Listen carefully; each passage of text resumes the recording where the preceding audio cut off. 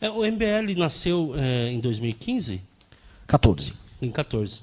E eu lembro que em 2015 já havia uma atuação do MBL aqui através do Tomás e através do Pavanato, que começou aqui também e saíram, né? São dissidentes do MBL. Eles sempre. Os dissidentes são sempre dissidentes de uma via. Eles sempre viram bolsonaristas. Né? Então, por que isso? Porque é mais fácil, né? É basicamente isso. Tem mais aceitação, né? Você pega um público que não é muito crítico e que apenas gosta do Bolsonaro e você fica falando o que esse público quer ouvir. Sim. Não é fácil. Trabalha o antipetismo, né? Mas eu vejo que você também trabalha muito o antipetismo, não, né? Assim, ser antipetismo é uma questão até de caráter, né? Dito isso, não basta apenas ser antipetista. Porque o que acontece? A partir do momento que você começa a agrupar o eleitor em blocos, e esse agrupar ele é um agrupamento quase natural na sociedade brasileira, logo, se você faz oposição a um bloco, você começa a agradar outro. É um elemento natural. Uhum. Isso não te torna um ser humano melhor. Isso só está te agrupando com um bloco. Então você pode muito bem ser corrupto e denunciar a corrupção do PT. Pode, o Sóstenes está aí. Hã? O Sóstenes Cavalcante está aí. Sóstenes, a turma do PL. Bom, o PL, né? O PL é essencialmente um partido de corruptos, a começar pelo presidente do partido, que aponta a corrupção do PT. Uhum. É isso, que também é corrupto. Então, é triste o país em que as pessoas não conseguem ver para além disso. Agora, correndo o Brasil, eu começo a perceber um cansaço nas pessoas. Quem é antipetista, mas cada vez menos é bolsonarista. Ele pode ter um recall do nome Bolsonaro, como oposição ao PT. Mas bolsonarista, veio o pessoal, não, vou defender aqui o legado. Não tem muito legado para defender. Não tem nada para defender. Uhum. Tem a narrativa. A narrativa é vendável, né? Praticamente você vende muito bem. Contra narrativa, você vende qualquer coisa, né? Isso é muito bom. Mas, por exemplo, você é um cara anti-esquerda ou anti-PT? Porque você vê algumas vantagens na esquerda. Não, cara, eu sou o Renan. E eu começo falando isso porque se eu criar minha identidade baseada na negação do outro, fica uma coisa ou muito burra ou muito picareta. Eu tenho que fazer através da afirmação do que eu sou e aí o meu grupo através da afirmação do que ele é. Eu me afirmado, tipo, eu sou contra a esquerda. O que isso significa? Para começar, a pessoa tem que definir o que é esquerda. Depois que definir o que é esquerda, você tem que falar o seguinte, quais práticas que você faz que a esquerda não faria? E quais práticas definem você para além disso? E aí você vai começar a perceber que a maior parte desses caras, eles são apenas vazios. Então, um cara que fala, eu sou contra o PT, tá, mas e se teu escândalo de corrupção não é petista? É corrupção ou não é? Aí depende, aí depende, entendeu? Então, eu prefiro não entrar nessa definição. Assim, eu tenho uma perspectiva de mundo assim assado, eu tenho um plano para o Brasil assim assado, eu tenho um projeto para o Brasil assim assado. E essa é a nossa característica. Hoje em dia, se você for olhar em termos clássicos, é um projeto que você vai colocar à direita. Agora, é uma direita que se afirma, não uma direita que é só, tipo, eu não sou tal coisa.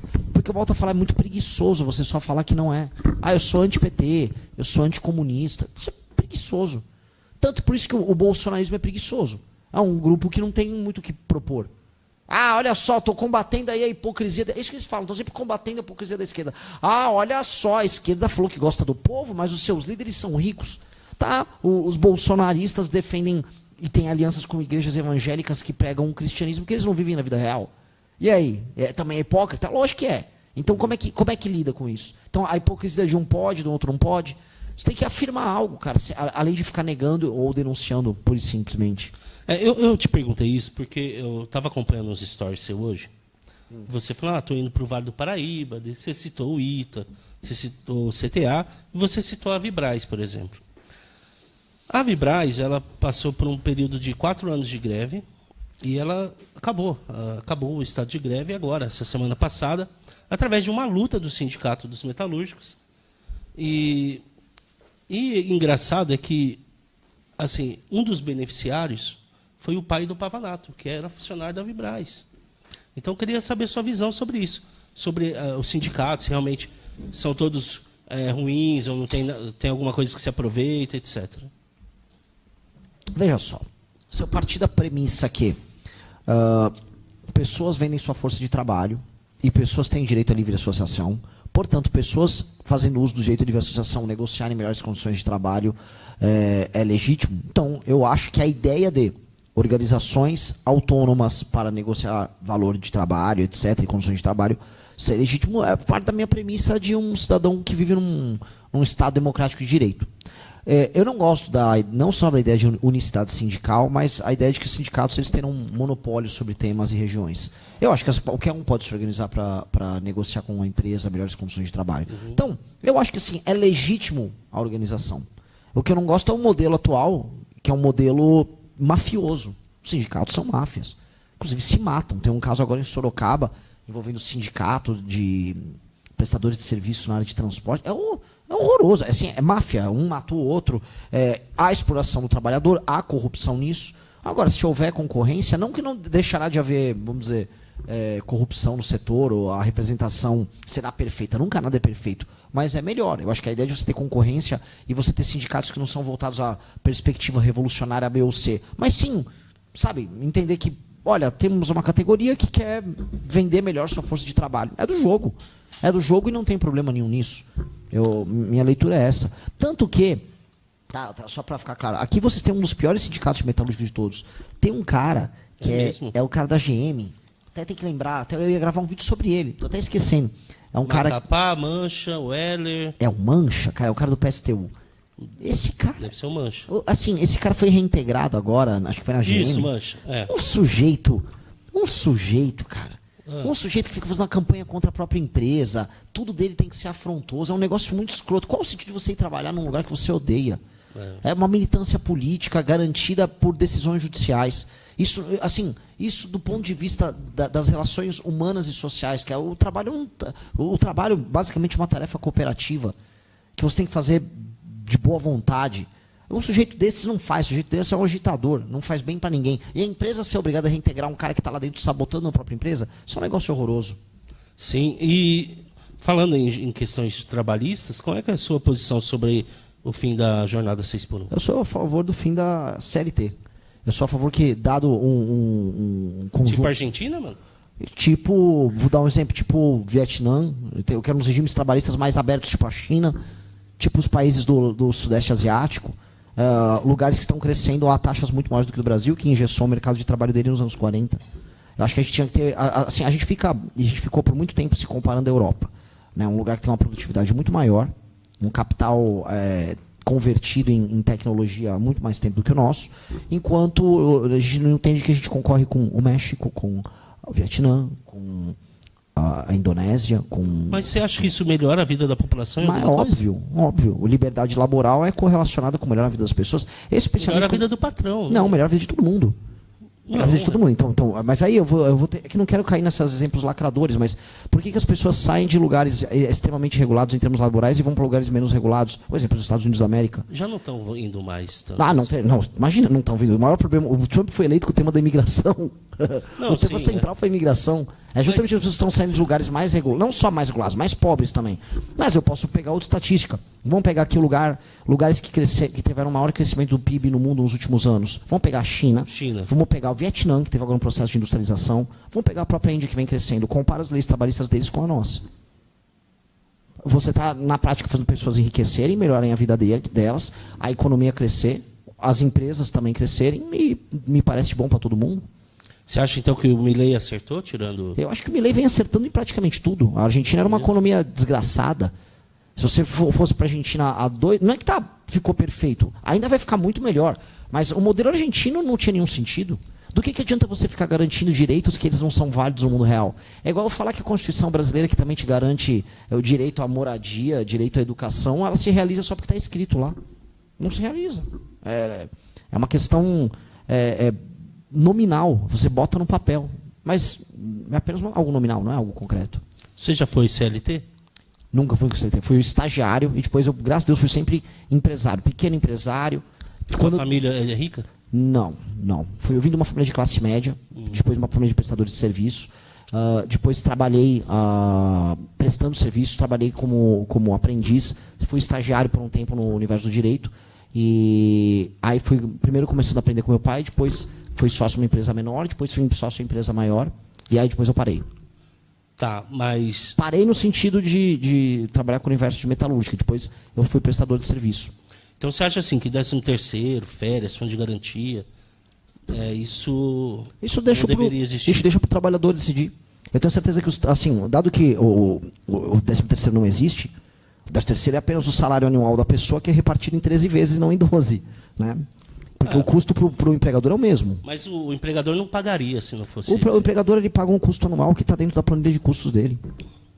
Não é porque você repartir, eu posso repartir em 15 vezes o salário do cara. Se o custo ficar inviável para o empregador, ele não vai pagar.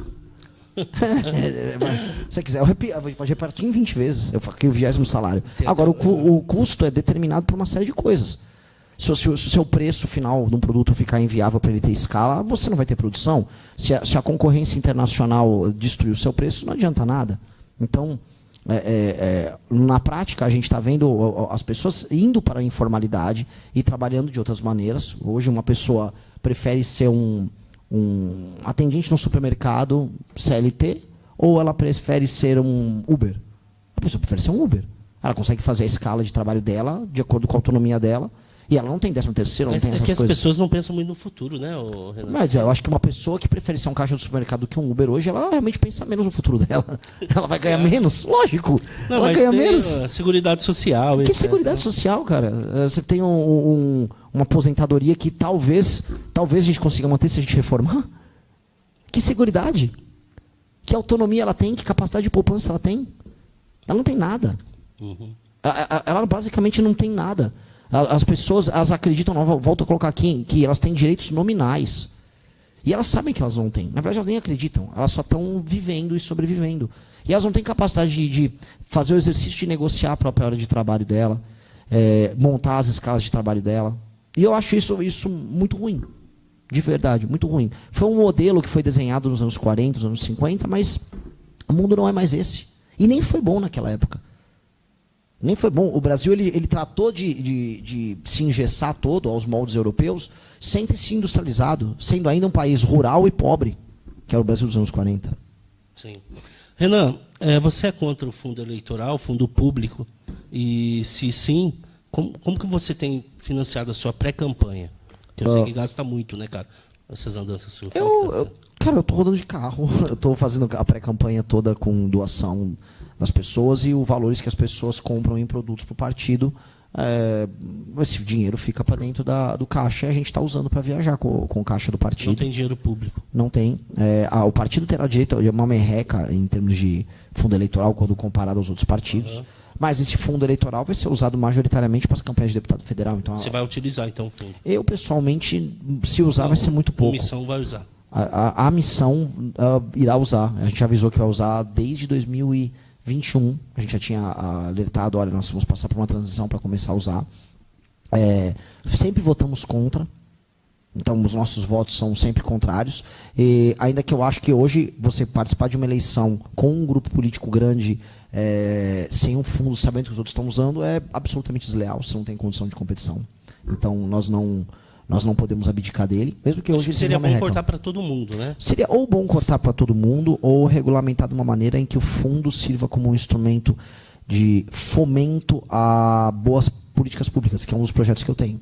Se não for possível extinguir o fundo, que o fundo partidário e que o fundo eleitoral não sejam determinados hoje pelo número de deputados que se elege, que é o modelo atual. Você tem que eleger um monte de deputado, e aí bota tiririca, bota qualquer coisa. Aí o cara faz os votos e o líder partidário ganha o dinheiro. O que a gente quer fazer é mudar. Vai ser assim.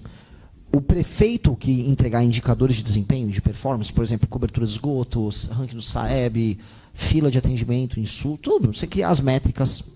Teve a métrica certinha, ele ganha uma pontuação, essa pontuação é ponderada pelo tamanho da cidade, o partido desse prefeito ganha o dinheiro. Se o partido não consegue atingir essas métricas, ele não ganha o dinheiro. Ponto. Então, qual o objetivo do partido? Não é mais eleger os tiriricas, é colocar prefeitos bons em cidades boas, que aí vão entregar esse partido, fundo partidário. Bons gestores, né? Sim. Sim, perfeito. E o resultado não ser medido pelo povo, porque o povo erra na votação, o povo vota mal. O povo não sabe, determinar se um prefeito teve um bom mandato ou não, até porque o povo, em grande medida, vende o voto dele.